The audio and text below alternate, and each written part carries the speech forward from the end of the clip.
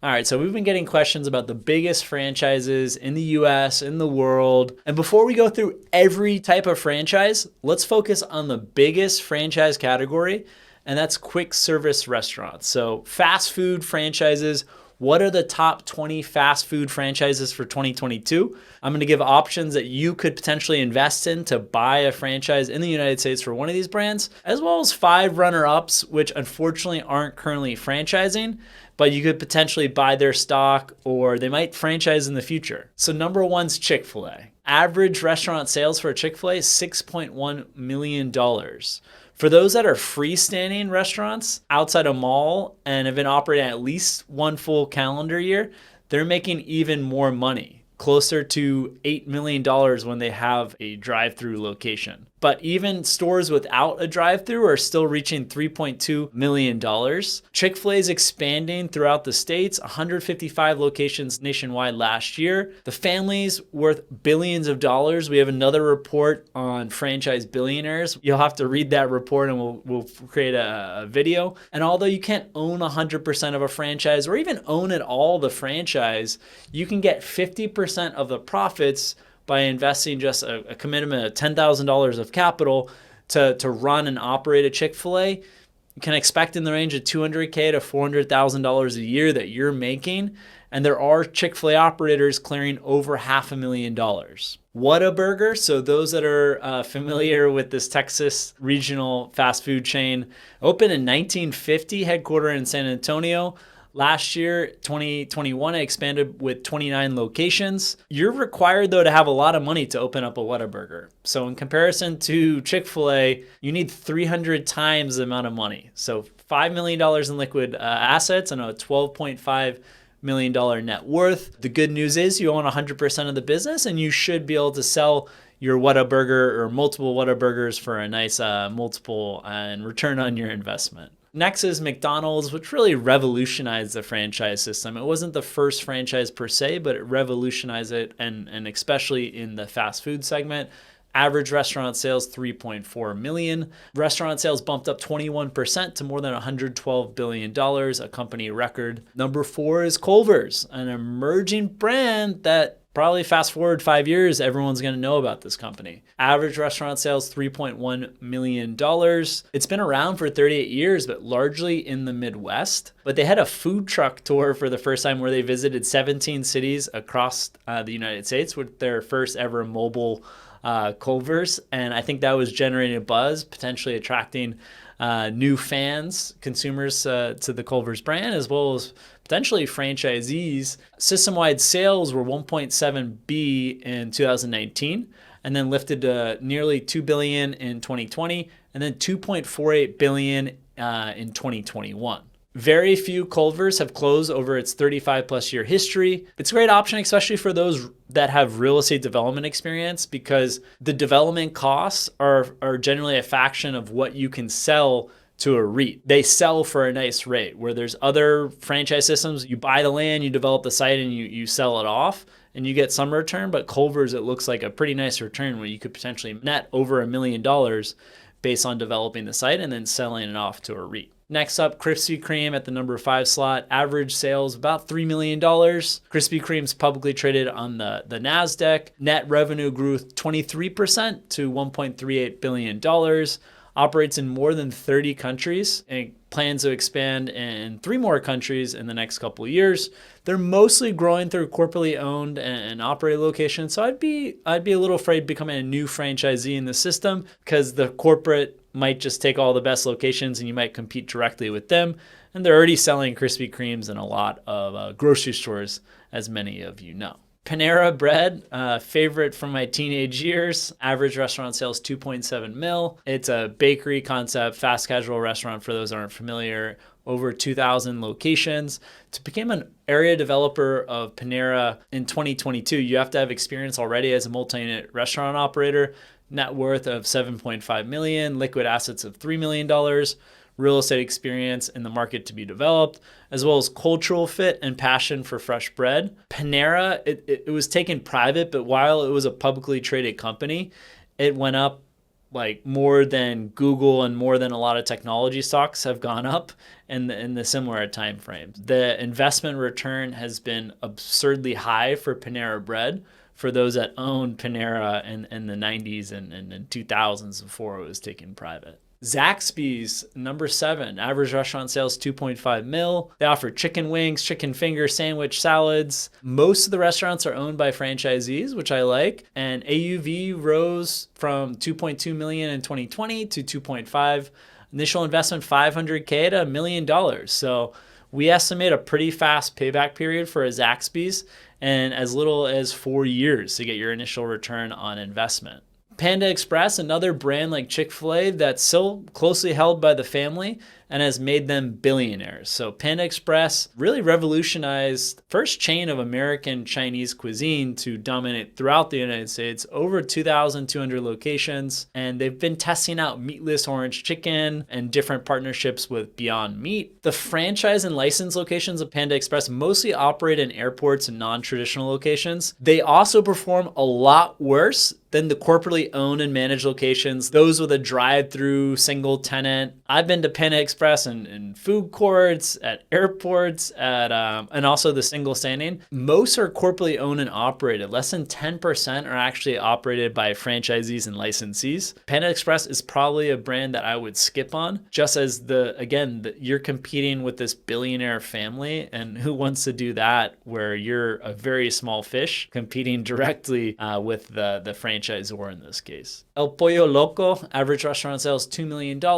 and it specializes in Mexican-style grilled chicken. It has a new CEO and a pretty aggressive franchise growth into different markets. They're looking for multi-concept franchisees as part of their expansion strategy. Coming in at number 10, Bojangels, average restaurant sales 1.9 mil, specializes in Cajun seasoned fried chicken. Approximately 770 restaurants across mostly the southeastern United States. And they recently signed a development deal with one of their longtime franchisees, Jeff Rigsby, to open up 45 stores in the next 7 years. It's a great sign. Generally, when a system's on a decline, their top franchisees are not opening more locations. So as a side, you had Dunkin' Donuts franchisees that just kept opening up more locations, kept reinvesting their money, opening up more locations. The moment the top franchisees stop doing that, that's definitely a red flag for the system. We can have a whole other episode on that. Going back to the top 20, Wendy's at 11, average restaurant sales 1.9 mil. Last year, Wendy's delivered 121 new restaurants, including opening of Wendy's first UK restaurant, and its 100,000th international store. We expect franchisees in the US to be making $250K to $300,000 in EBITDA and earnings. I personally own Wendy's stock. I'm a big fan of Wendy's. Next up, Popeyes. Popeyes had average restaurant sales $1.8 million, founded in 1972 in New Orleans, and it's currently headquartered here down the highway from where we are, 15 minutes here in Miami. Last year, AUV rose about $400,000 up to $1.8 million. So pretty nice expansion of revenue, going from 1.4 to 1.8. Last year, Popeyes opened 208 stores in the US and Canada, and which brings its total to about 3,000 restaurants. And they're doing more traditional freestanding footprint. That's also looking at a double drive-through for coming restaurants that are opening up next year in 2023. Number 13, McAlister's Deli, average restaurant sales 1.8 million. It was founded in 1989 in Oxford, Mississippi by a retired dentist, Dr. Don Newcomb. Last year, it saw about $870 million in system-wide sales, and they're pretty bullish to get up to $1 billion by 2024. The brand crossed recently 500 domestic locations, and their largest franchisee, David Blackburn of Southern Rock Restaurants, was the one to open up that 500th location and continues building stores. Number 14, Jack in the Box, average restaurant sales of $1.8 million. Jack in the Box is an American fast food chain founded in 1951, has over 2,200 locations, mostly on the West Coast of the United States, especially in California. Last year, they bought for about $600 million Del Taco, a 600-unit franchise system, and they have pretty big expansion plans, and they've had 50 new agreements consisting of more than 200 restaurants. And that's the biggest commitment they've had in their 71-year history. Number 15, Freddy's frozen custard and steak burgers. They're based in Wichita, Kansas. They continued to improve system-wide sales, up 17.8%, opened 32 new restaurants, including New Jersey, Wisconsin, and they continue to sign multi-unit development agreements. Number 16, Taco Bell. Average restaurant sales 1.8 million, owned by Yum Brands. They also own KFC. They continue to expand both in the US and internationally. Number 17, Sonic Drive-In. It's owned by Inspire Brands, a parent company of Arby's and Buffalo Wild Wings. Last year, Sonic turned in the best 2-year same-store performance, 25% growth. They are pretty expensive to open up, and definitely look at that payback period if you're looking to explore a Sonic Drive-In.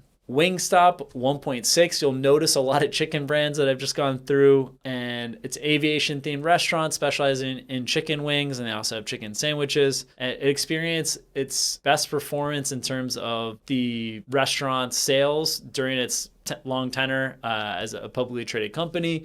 Same store sales increased 8% year over year, and then 29% on a 2-year basis. And they opened net growth of 193 locations. Del Taco, I mentioned, was bought for about $600 million by Jack in the Box, also publicly traded. It specializes in Mexican cuisine, also burgers, fries, shakes. They signed 9 deals last year for 68 restaurants in 10 states. And together with Jack in the Box, they have 2,800 plus locations. Number 20, Five Guys, about $1.5 million in average restaurant sales. It was founded or headquartered in Louisville, Virginia. At the end of 2021, it already had 1,300 plus restaurants. Net gain of 8 restaurants. System-wide sales rose from 1.7 billion to nearly 2.1 billion. Now I want to go through some restaurants where sometimes the numbers were just too good to franchise, where they just wanted to keep opening up corporate locations, as was the case with Raising Cane's Chicken Fingers at $4.5 million average restaurant sales. They're opening one up just 2 blocks from us in Miami Beach. It opens in 2 weeks. Excited to check that out. It was founded in Baton Rouge, Louisiana in 1996 at $4.5 million AUV. It was second only to Chick-fil-A. Both those brands you can't own. Chick-fil-A, you can, become a manager that's absurdly well compensated, $200K to $400K, potentially more. And Raising Cane's has a similar thing, a restaurant partner program, which helps the store managers continue to rise up, become operators of company-owned restaurants, and they can receive much more money than a typical manager of a McDonald's, for example. They continue to boost a really nice pipeline and plan to open up another 300 restaurants throughout the states. Number 2, Shake Shack, just in the other direction of us on Lincoln Road in Miami Beach. They have a location, average restaurant sales 3.5 million. Started in New York. It's publicly traded, so you can buy the stock. And despite the lockdown and pandemic, they had overall system-wide sales of $1.1 billion and marked the highest year for the company in 2021, and has over 2 times the AUV of other better burger concepts like Five Guys. So it's really cemented itself in that space, and again, it doesn't franchise. Pretty similar average restaurant sales, 3.7 million. In-N-Out Burger, regional chain. Everyone knows about it in California, the Southwest, mainstay staple. I don't know how local authorities allow the crazy traffic around the corner to get an In-N-Out Burger, but that could be another story. The footprint's much larger than a Shake Shack or most of the concepts that I went through today at 3,500 plus square feet. You can't buy the stock. It's privately owned.